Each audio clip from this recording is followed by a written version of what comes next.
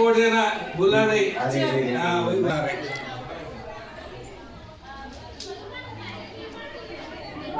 करा ना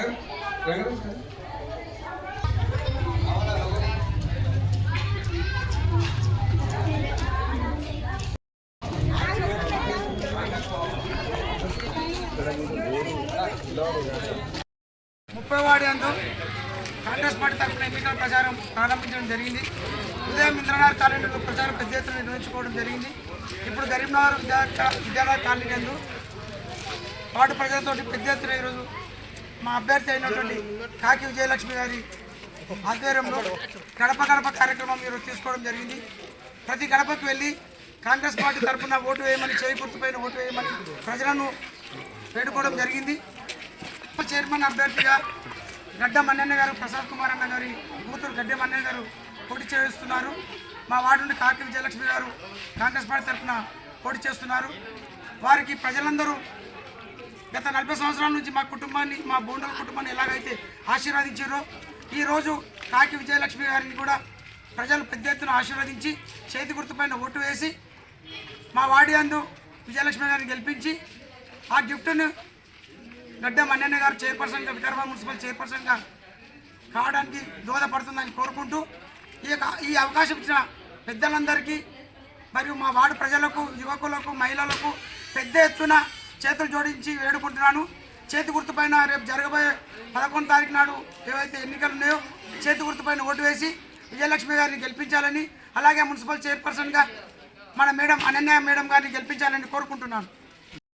అయినటువంటి మున్సిపల్ ఎలక్షన్ భాగంగా 30వ వార్డు కాకి విజయలక్ష్మి అత్యధిక భారీ మెజారిటీతోని గెలుపొందోనికే జనము పెద్ద ఎత్తున కంకణం కట్టుకోవడం జరిగింది. ఈరోజు స్థానిక ఎలక్షన్లో రూలింగ్ పార్టీనే ఉన్నటువంటి కాంగ్రెస్ పార్టీని అన్నన్యను చైర్మన్ పర్సన్గా చూడడానికి టౌన్ ప్రజలు చాలా ఉత్సాహంతో ఉన్నారు. ఈ బడుగు బలహీనాల పార్టీ కాంగ్రెస్ పార్టీ ఈరోజు ఉచిత కరెంటు కానీ, ఫ్రీ బస్సు కానీ, పేదల పక్షాన నడుస్తున్నటువంటి ప్రజాపాలన ఇది. కాబట్టి జనాలంతా కాంగ్రెస్కు పట్టం కట్టాలన్నటువంటి స్వచ్ఛందంగా కాకి విజయలక్ష్మికి పెద్ద ఎత్తున మెజార్టీ ఇచ్చి ఆమెను అత్యధిక మెజార్టీతో గెలిపేయడానికి చాలామంది స్వచ్ఛందంగా ముందుకు వస్తున్నారు. ఈరోజు పొద్దున ఇంద్రనగర్ లోపల మేము క్యాన్వర్సింగ్ చేయడం జరిగింది. ఇప్పుడు ఈవినింగ్ అవర్స్లో కరీంనగర్లో క్యాన్వర్సింగ్ చేయడం జరిగింది. మా తన సీనియర్ అయినటువంటి ముందు గత మాజీ కౌన్సిలర్లు కూడా కాకి విజయలక్ష్మికి పెద్ద ఎత్తున సపోర్ట్ ఇవ్వడం జరిగింది. భారీ మెజార్టీతో మేము ఈరోజు కాకి విజయలక్ష్మిని గెలిపిస్తున్నాం. జై కాంగ్రెస్. మరియు గరీబాద్ క్యాన్వింగ్ చేయడం జరిగింది.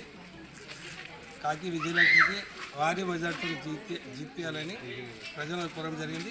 అలాగే అనన్య గారు మున్సిపల్ చైర్పర్సన్గా 17వ వార్డు నుంచి నిలబడ్డారు. ఆమెను కూడా అధిక మెజార్టీతో గెలిపించాలని కోరుకుంటున్నాను. आप सभी को मालूम है कि आने वाले इलेक्शंस जो म्यूनसिपल के इलेक्शंस हैं उसमें 30 वार्ड से जो कि काकी विजयलक्ष्मी जी है एक अच्छे एजुकेटेड है। यहाँ पे वैसे तो पहले भी जो गवर्नमेंट थी उससे ज़्यादा डेवलपमेंट कुछ नहीं हुआ और जो कि आने वाले गवर्नमेंट है वो 100% कांग्रेसी है और स्टेट गवर्नमेंट भी 100% कांग्रेसी है, जिसकी वजह से अपने पास डेवलपमेंट होने का चांसेस है और 100% चांसेस है। और इसके अलावा जो चेयरपर्सन है गड्डम अनन्या जी, वो स्पीकर के बेटी है, तो अपनी तरफ ज़्यादा फंड्स आने के बहुत सारे चांसेस है। इसके अलावा यहाँ पे ये जो कैंडिडेट है के विजयलक्ष्मी जी, वो एजुकेटेड है, यहाँ पे डेवलपमेंट के लिए बहुत करीब में है और हमेशा अवेलेबल रहते हैं। तो दूसरे पार्टीज़ के लिए ज़्यादा इंपॉर्टेंस मत दीजिए। कोई भी पार्टीज़ जितने भी यहाँ पे आए सब देख लिए, कोई भी इंपॉर्टेंस नहीं दिए अपने वार्ड को, तो बेहतर है ये वार्ड के लिए आप काकी विजयलक्ष्मी जी को जिताइए, कांग्रेस पार्टी की वोट दीजिए। जय कांग्रेस। చెప్పండి. నేను క్యాండిడేట్ అభ్యర్థులని 30వ వార్డు నుండి కాకి విజయలక్ష్మి నాగరాజ్. మీరు ఇంటింటికి తిరుగుతున్నారు కదా, ప్రచారం ఎట్లా జరుగుతుంది? మీది మంచిగానే జరుగుతుంది. అందరూ ఆదరిస్తున్నారు మమ్మల్ని. ప్రతి ఒక్కరు మా తరఫున మంచిగానే మాట్లాడుతున్నారు. వాళ్ళందరికీ సమస్యలు ఏమున్నాయో అన్నీ వివరిస్తున్నారు. మేము కూడా చూస్తున్నాము, అవన్నీ చేస్తామని మేము మాటిస్తున్నాము.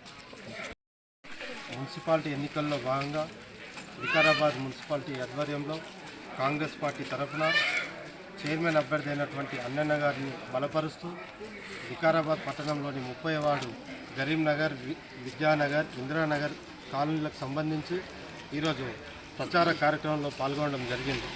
ఇట్టి కార్యక్రమంలో గ్రామ పెద్దలు బోండల అశోక్ గారు, మాజీ కౌన్సిలర్లు శ్రీనివాస్ గౌడ్ గారు, బోండల శ్రీనివాస్ గారు, అదేవిధంగా సీనియర్ కాంగ్రెస్ నాయకులు చందర్ నాయక్ గారు, వసంత్ గారు, చందరన్న గారు, అదేవిధంగా మతిన్ గారు, అదేవిధంగా గ్రామానికి సంబంధించిన గరీంనగర్ కాలనీకి సంబంధించిన భాస్కర్, అదేవిధంగా పెద్ద ఎత్తున మహిళలు పాల్గొనడం జరిగింది.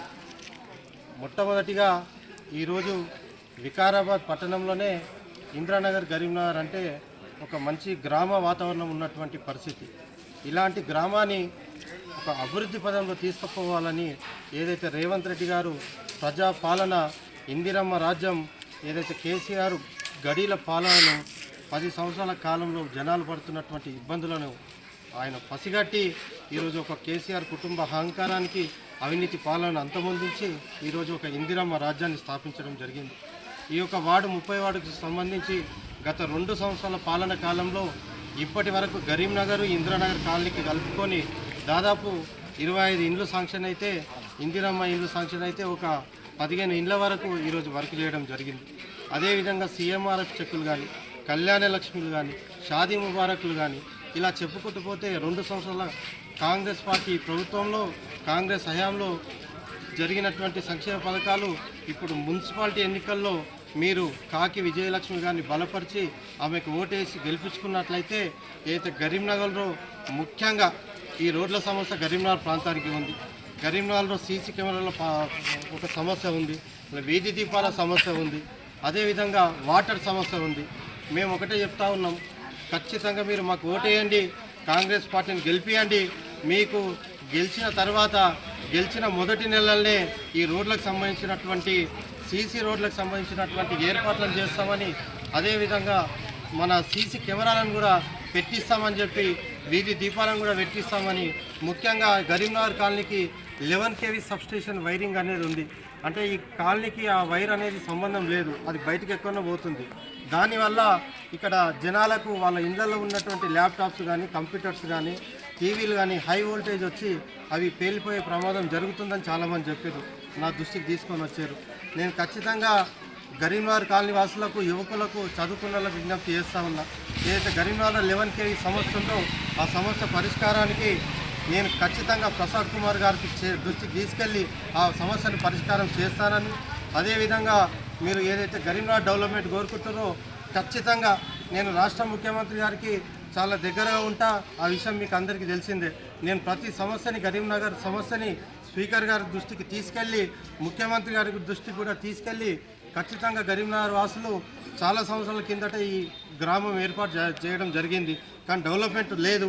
మీరు వికారాబాద్ని ఒక కన్నుతో చూడండి, కరీంనగర్ని ఇంకో కన్నుతో చూడండి అని చెప్పేసి నేను స్పీకర్ గారికి అదేవిధంగా ముఖ్యమంత్రి గారికి చెప్పి ఖచ్చితంగా డెవలప్మెంట్ చేస్తానని, అదేవిధంగా మమ్మల్ని గెలిపించినట్లయితే ఈ 30 వార్డుకి సంబంధించి ఇందిరానగర్ కానీ, కరీంనగర్ కానీ, విద్యానగర్ కానీ మహిళలు ఎవరి ఇంట్లో అయితే పేద మహిళలు వివాహం పెళ్లి చేసుకుంటే వారికి పెళ్లి కానుకగా విజయలక్ష్మి గారిని గెలిపించాలని ఒక మేనిఫెస్టోలో మేము 21,000 రూపాయలు ప్రతి మహిళకు ఇవ్వాలని మేము నిర్ణయం చేసుకున్నాం. అదేవిధంగా ఎవరైనా చనిపోయినట్లయితే వాళ్ళకి అంత్యక్రియల కోసం 5,000 రూపాయలు మా సొంత డబ్బులు ఇవ్వడానికి మేము సిద్ధంగా ఉన్నాం. కాబట్టి దయచేసి మమ్మల్ని బలపరచండి, మాకు ఓటేయండి. మేము వేరే వాళ్ళలాగా ఓట్లప్పుడు వచ్చి ఓట్లు వేయించుకొని గెలిచిన తర్వాత దూరం పోయే పరిస్థితి లేదు. నేను ప్రజా జీవితంలో ఉన్నా, రాజకీయాలలో ఉన్నా, విద్యార్థి సంఘంలో విద్యార్థి నాయకునిగా పనిచేసిన, వేరే పని అంటూ నాకేం లేదు.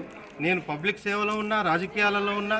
గెలిచిన తర్వాత కూడా ఈ కరీంనగర్నే ఒక ఆఫీస్ తీసుకొని మీ ప్రతి సమస్యని నా దృష్టికి తీసుకొస్తే మీ సమస్యని నా భుజాన మోసుకొని ఖచ్చితంగా పరిష్కారం చేస్తానని పేరున అందరికీ ఓటేయాలని విజ్ఞప్తి చేస్తూ ముగిస్తూ ఉన్నాను. ఇట్టి కార్యక్రమాన్ని జయప్రదం చేసినటువంటి గ్రామ పెద్దలకు, మహిళలకు, యువకులకు అందరికీ పేరున ధన్యవాదాలు తెలియజేస్తూ ముగిస్తూ ఉన్నాను.